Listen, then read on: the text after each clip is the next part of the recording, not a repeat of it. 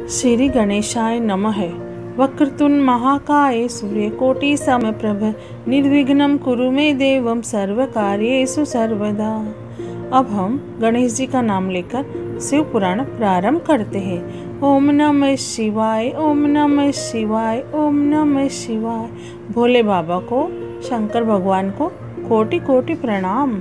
शिव पुराण में श्री रुद्र संहिता के पंचम खंड में 16वां अध्याय प्रारंभ करते हैं। श्री विष्णु का लक्ष्मी को जलंधर का वध न करने का वचन देना।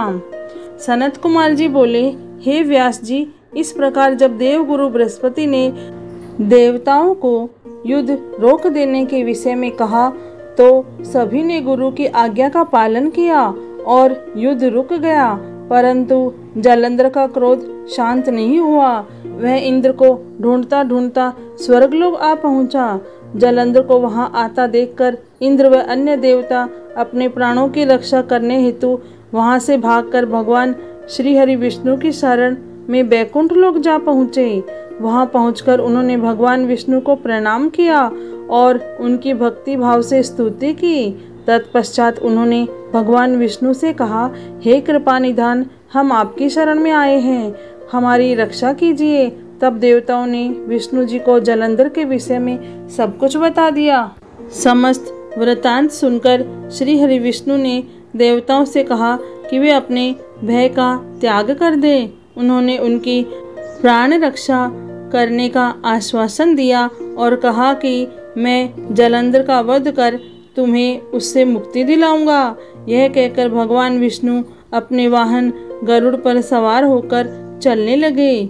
यह देखकर देवी लक्ष्मी के नेत्रों में आंसू आ गए और वे बोली, हे स्वामी, जलंधर समुद्र देव का जातक पुत्र होने के कारण मेरा भाई है। आप मेरे स्वामी होकर मेरे भाई को क्यों मारना चाहते हैं? यदि मैं आपको प्रिय हूँ तो आप मेरे भाई का वध नहीं करेंगे। अपनी प्राण वल्लभा लक्ष्मी जी के वचन सुनकर विष्णु जी बोले, हे देवी, यदि तुम ऐसा चाहती हो तो ऐसा ही होगा, परंतु तुम तो जानती ही हो कि पाप का नाश अवश्य होता है। तुम्हारा भाई जलंधर अधर्म के मार्ग पर चल रहा है और देवताओं को कष्ट पहुंचा रहा है। फिर भी मैं उसका वध अपने हाथों से नहीं करूंगा, परंतु इस समय तो मुझे युद्ध में जाना होगा।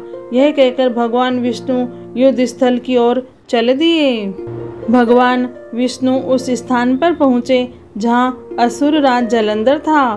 भगवान विष्णु को आया देखकर देवताओं में हर्ष और ऊर्जा का संचार हुआ। देवसेना अत्यंत रोमांचित हो गई। सभी देवताओं ने हाथ जोड़कर श्री हरि को प्रणाम किया।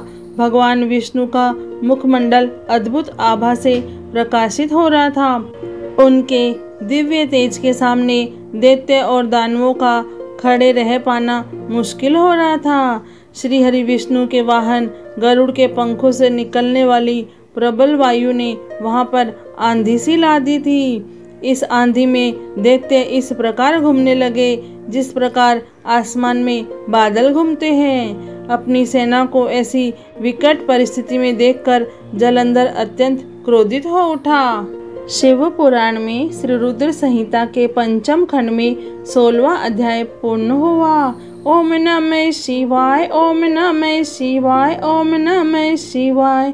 हे भोलेनाथ, हे शिव शंभु, हे माता पार्वती, आपको कोटि कोटि प्रणाम और कोटि कोटि धन्यवाद। जय भोलेनाथ।